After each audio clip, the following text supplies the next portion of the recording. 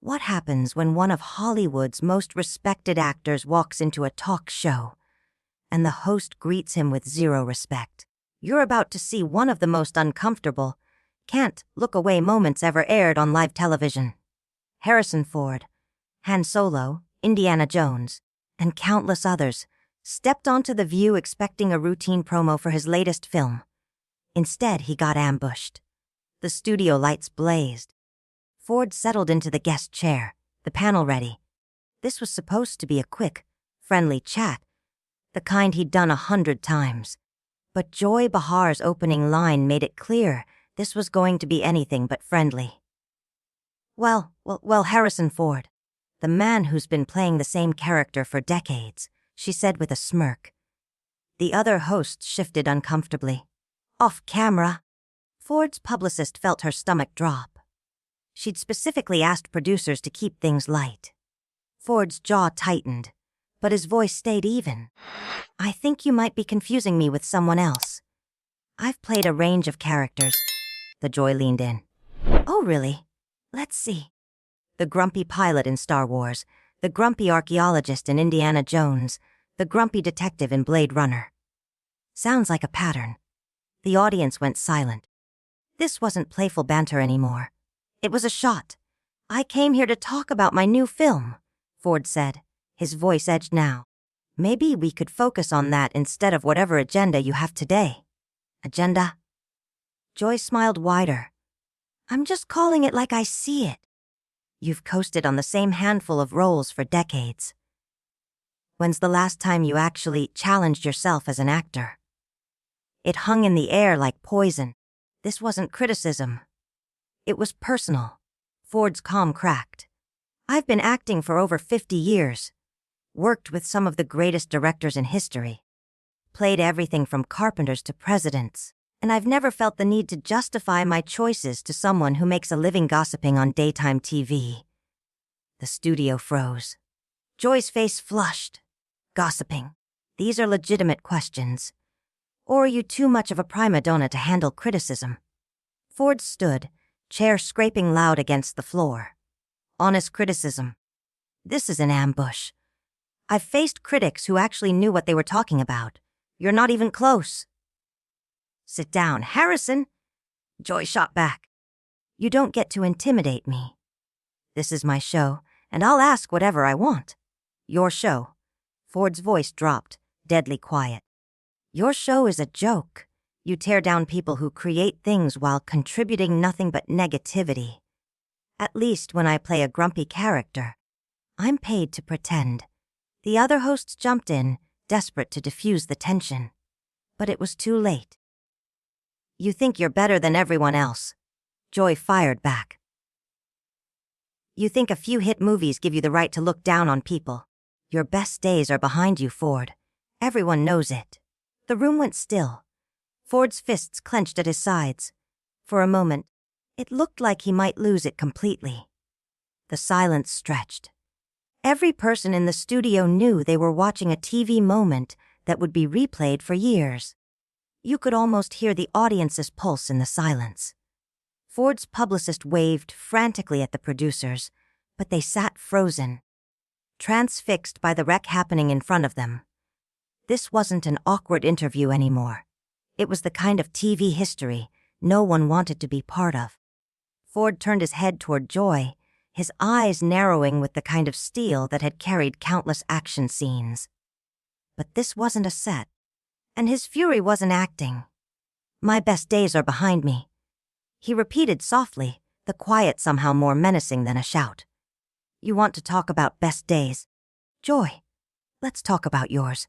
When was that? When you were bombing onstage doing stand-up no one laughed at? Or when you clawed for relevance by tearing down people who've actually achieved something? Joy's mouth fell open. She'd expected him to retreat or storm off. She hadn't expected a precision strike. How dare you? She stammered, her composure cracking. You don't know anything about my life. I know enough, Ford said, looming over the panel like a judge passing sentence. I know you built your career by tearing others down. You hide behind this panel of women like it's a shield for cruelty. And I know happy people don't make a living making others feel small. The other hosts shrank into their seats. Whoopi tried to break the tension with a joke, but it died on her lips when both Ford and Joy shot her the same withering glare. You think you can psychoanalyze me? Joy's voice trembled. Whether from rage or something else was unclear. You arrogant has-been. Ford let out a laugh without a shred of warmth. Joy, I made more last year than you'll see in a lifetime. My movies still play in theaters worldwide. If I'm a has-been, what does that make you? A never was. The audience gasped. Hands flew over mouths. This wasn't banter. It was a live broadcast knife fight. You think money makes you special. Joy snapped back. You got lucky, landed a few big roles. Lucky. Ford's voice finally rose, making the whole room flinch. I worked construction. I did bit parts in terrible movies for years. I earned every role I've had. You want to talk about luck? Try getting handed a national TV job with no qualifications except a willingness to be cruel on camera. In the control booth, producers waved for a commercial. Onstage, no one was listening. At least I don't phone it in, Joy hissed. At least I try to do something interesting instead of mumbling through the same tired act for a paycheck. A Ford stepped forward, flushed, hands trembling. Phone it in. Look around this studio, Joy. This, he swept his arm at the set, is the most pathetic waste of airtime on television. And you're the reason why. Joy shot to her feet, meeting him eye to eye like gunfighters at high noon. Get out, she said, low and sharp. Get out of my studio. We don't need you or your washed-up ego here. Ford barked that same humorless laugh. Your studio. This is a soundstage for your little gossip hour. The only thing you own here is the chair you've been warming while contributing nothing to society, except making people feel worse about themselves. The cameras caught every word, every glare. Two public figures dismantling each other live, in real time. You know what your problem is, Harrison? Joy's voice went shrill.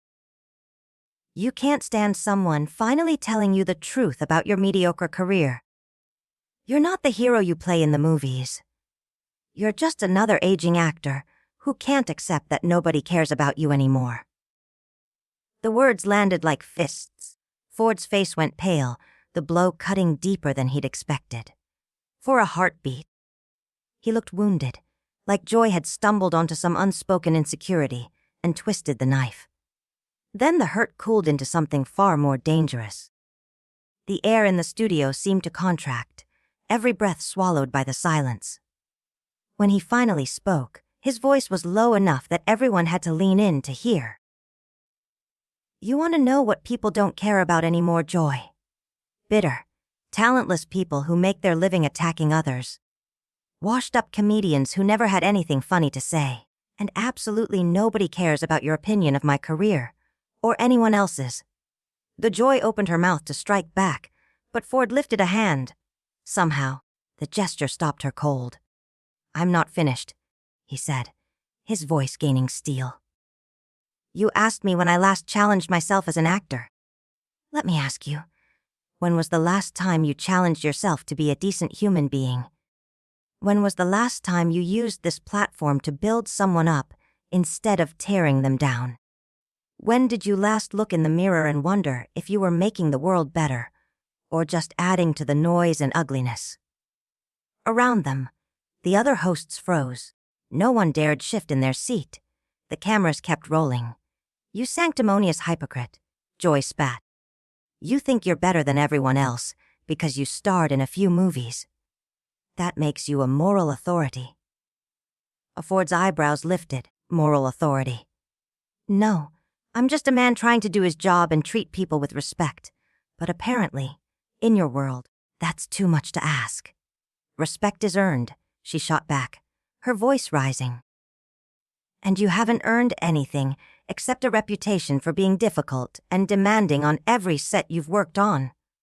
Ford's laugh was sudden and warm in a way that startled everyone.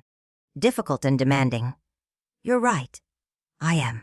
Difficult when a director wants me to phone it in. demanding when a producer wants to cut corners. I care about the work. I respect the audience enough to give them my best every time. He turned toward the camera for the first time. And I'm difficult and demanding when people like you try to destroy what others have spent their lives building. So yes, I'm being difficult right now. I'll keep being difficult until you learn some basic human decency. Joy leaned forward, trembling with rage. You want to lecture me about decency? You've been insulting me for 10 minutes straight. I'm responding to your attacks, Ford said evenly. You started this by trying to humiliate me for your own amusement. Everything I've said is in response to your cruelty. And here's what bothers me most. Joy. He stepped closer, his voice dropping to a near whisper that somehow carried to every corner of the room. You hide behind the idea that you're just asking tough questions or offering criticism. But this isn't that. This is you trying to hurt someone because it makes you feel powerful. This is you using your platform to be cruel because you think it makes for good television. And the worst part, he held her gaze. You probably don't even realize how broken you have to be inside to take joy in causing pain.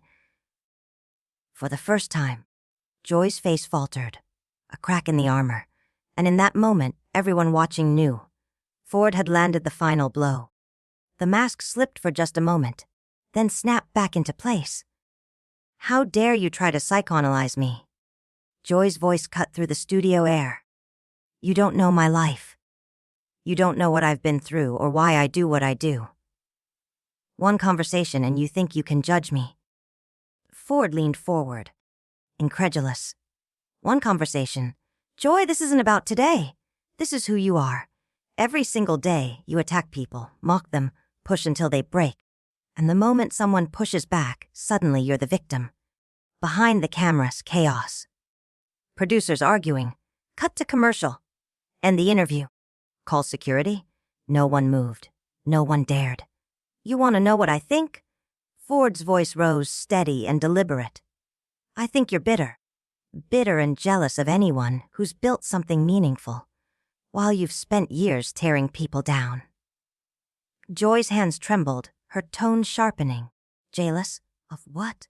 Your failing career. Your box office flops. Your desperate attempts to stay relevant in a world that's moved on. Ford didn't flinch. No, Joy. You're jealous that when people think of me, they remember stories that inspired them. When people think of you, what do they remember? Negativity. Cruelty. That's your legacy. The silence that followed was deafening. For the first time, Joy had no words. Ford took a breath. I came here to talk about a film I'm proud of. A film that might give people a little magic, a little escape. You grind that magic into dust for ratings. Joy found her voice again, barely a whisper. You can't talk to me like this. You can't come on my show end. Your show, Ford interrupted, his voice now thundering. This isn't a show. It's a public execution dressed as entertainment. And I'm not your next victim. He stood, heading for the edge of the stage. Then he stopped, turning back. You probably think you've won. But all you've done is show the world exactly who you are. And it's not pretty. Joy was on her feet, pointing. Don't you dare walk away from me. I'm not walking away from you, Ford said without turning. I'm walking away from the ugliness you've built, from cruelty disguised as television. You think you're better than us, she shouted. Ford finally faced her, his voice calm, almost pitying. You don't need me, Joy. But maybe you need to ask yourself if this, he gestured to the set, the cameras, the tense air, is who you really want to be. Because if it is, I feel sorry for you. And with that, he walked out. The audience sat frozen, the co-host stunned. Joy stood pointing at empty air, her face a mask of rage. The damage was done, an unshakable moment burned into daytime TV history.